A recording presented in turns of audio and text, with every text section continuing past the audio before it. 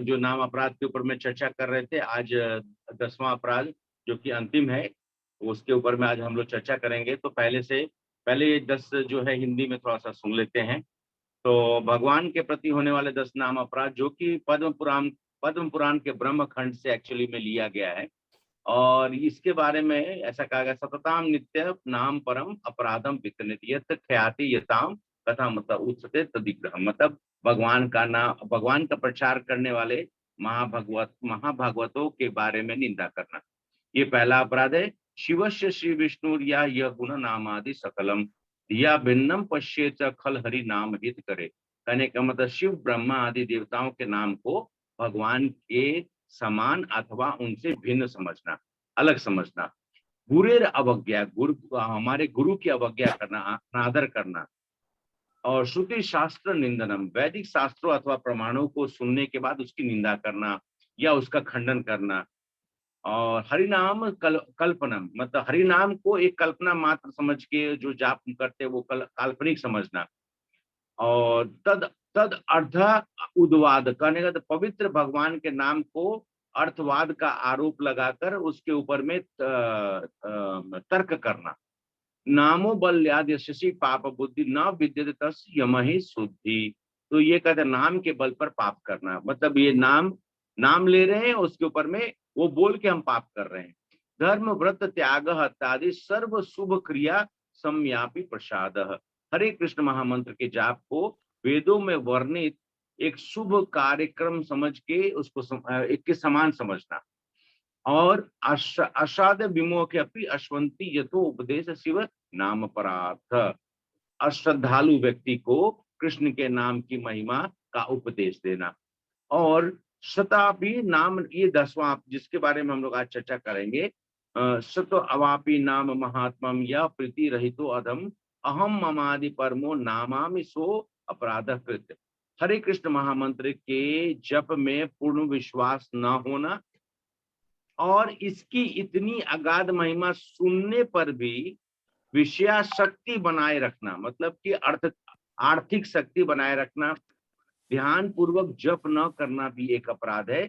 स्वयं को वैष्णव समाज सभी भक्तों को इन नाम अपराधों से बचना चाहिए, जिससे जीवन की अभिष्ट सिद्धि शीघ्र प्राप्त हो। तो ये 10 अपराध के बारे में हम लोग चर्चा करते हुए ये देख रहे हैं कि प्रायः मनुष्य जो है अगर हम सभी लोग मनुष्य में भी जब मनुष्य भक्त का नाम का आश्रय ले लेता है और भगवान के नाम का आश्रय लेता है, तो उसको ध्यान रखना चाहिए कि हमें इन अपराधों से पूर्णतः बचना है।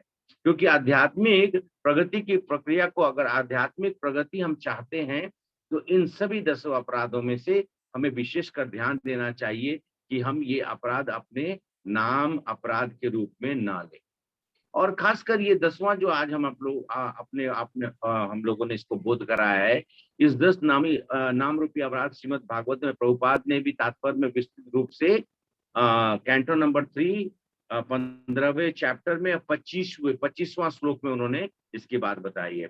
तो आज इस ग्रेस रासबिहारी प्रभु जो बता रहे थे कि हरे कृष्ण महामंत्र के जाप में पूर्ण विश्वास न होकर उसको जाप करने से हमें क्या होता है। पहला तो चीज है कि हमें हमारी आसक्ति जो भौतिक चीजों में है और जीवन के प्रति जो हम अपने भक्तिमय पथ पे जब हम अग्रसर होना चाहते हैं, उसमें अवरुद्धि होती है। अवरुद्धि मतलब उसमें त्रुटि आती है। हम नाम जाप तो करते हैं लेकिन हमारी आसक्ति बनी रहती है। जैसे एक एग्जाम्पल बता रहे हैं कि मान लिया जाए कि कोई मनुष्य जो है वो ऐसा है, हम एक भक्त है और वो चला गया मायापुर और अपने गुरु के साथ और जैसे बाकी और भक्तों के संग में वो मायापुर गया। मायापुर जाने के बाद, और वो भक्त है, नाम डेली 16 माला करता है, बट वहां जाने के बाद उसने देखा कि अरे यहाँ पे मायापुर में तो इतना सारे लोग आते हैं और यहाँ पे इतने सारे बाहर के देश के लोग भी आते हैं, तो क्यों ना मैं क्या करता हूँ कि यहाँ पे एक दुकान खोल लेता हूँ और यहाँ पे दुकान खोल के मैं जो है इन मतलब आर्थिक मतलब जो चीजें हैं जो उपलब्ध है उसको मैं उपलब्ध कराता हूँ। देखिए, तो उस नाम, वो नाम जाप तो कर रहा है, लेकिन उसकी भौतिक आकर्षिता अभी भी, भौतिक आकर्षण जो है अभी भी खत्म नहीं हुआ है। तो ये नाम एक आप कराएं जरूर, लेकिन आप ये सोच के दूसरे को बताएंगे कि अरे यहाँ पे इतने सारे लोग आते हैं, मैं इसको यहाँ पे बेचूंगा तो मुझे यहाँ पे आर्थिक जो है मेरी प्रगति होगी। तो इस तरह का जो वर्णन है, जैसे कि एक सुंदर वृतांत जो कि हम लोग पहले सुने हैं, ये वृतांत बताए कि सनातन गोस्वामी जो है हमारे षट गोस्वामी में से सबसे बड़े जो गोस्वामी, मतलब कहने का तो सबसे उम्र में सबसे उम्र दराज सबसे बड़े थे। तो सनातन गोस्वामी जी के पास में क्या था, पारसमणि था, षट जिसको कहते हैं। तो पारसमणि जो था वो बहुत लोगों को मालूम नहीं था। तो एक बार एक भक्त जो है वो, मतलब कहने का मतलब है क्या, मायावादी भक्त बोलिए, चाहे ब्रह्मवादी भक्त बोलिए, चाहे किसी तरह का भी भक्त, एक भक्त था, भगवान के नाम में उसकी रुचि थी। तो मतलब ये नाम रूपी रुचि नहीं थी, तो भक्ति भक्ति करते थे।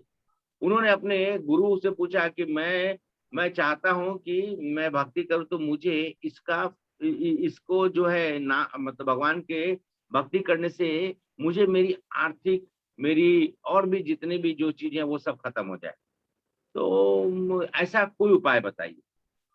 तो उनके गुरु ने शायद उनको बताया, क्योंकि उन गुरु को मालूम था, कि उन्होंने क्या बताया कि ठीक है, आप एक काम करिए, आप वृंदावन में जाइए और वहाँ पे एक महान संत हैं, उनका नाम सनातन गोस्वामी है, आप उनसे मिलिए। उनके पास एक ऐसा पत्थर है जो आपको देंगे और आपकी सभी इच्छाएं पूर्ण हो जाएंगी। वो पहुंचे। पहुंचने के बाद उन्होंने सनातन गोस्वामी को प्रणाम किए और उनसे आने का उन्होंने अभिप्राय बताया, उनका आने का उद्देश्य बताया कि इस कारण से, और मुझे बताया कि आपके पास पारस मणि है, तो आप मुझे वो पारस मणि दे सकते हैं क्या। तो सनातन गोस्वामी मुस्कुराए। उन्होंने कहा कि इसी मकसद से आप वृंदावन आए हैं। तो उन्होंने बोले कि हाँ, मैं इसी मकसद से आया। बोले ठीक है। तो उन्होंने बोले जाइए, वो कचड़े का डब्बा में एक पत्थर है, वो जो है उसको आप ले लीजिए। तो उन्होंने सोचा कि ठीक है, दौड़ के वहां पे गए। उन्होंने देखा कि सामने में एक चमकता हुआ पत्थर था, उन्होंने उठाया और बिना दंडवत प्रणाम किए हुए उसको तो लगा कि पूरा पूरा विश्व का जो सबसे ज्यादा कीमती चीज है वो मिल गया है, वहां से भागा।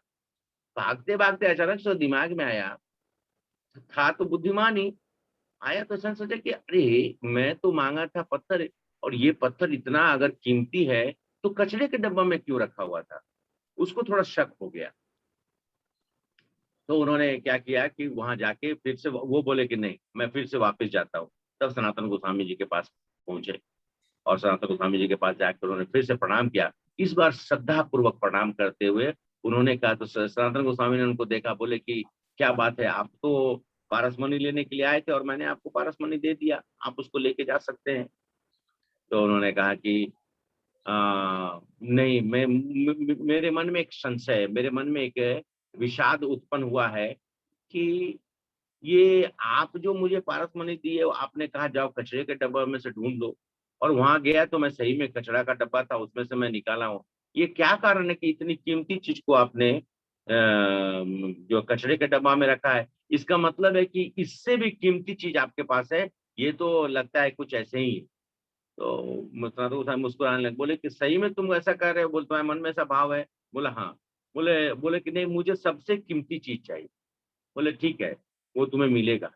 जाओ, तुम एक काम करो, पहले जाओ, अपने थकान को मिटाओ, पहले यमुना मैया का शरण लो, स्नान करके आओ, तब मैं तुम्हें सबसे कीमती चीज दूंगा।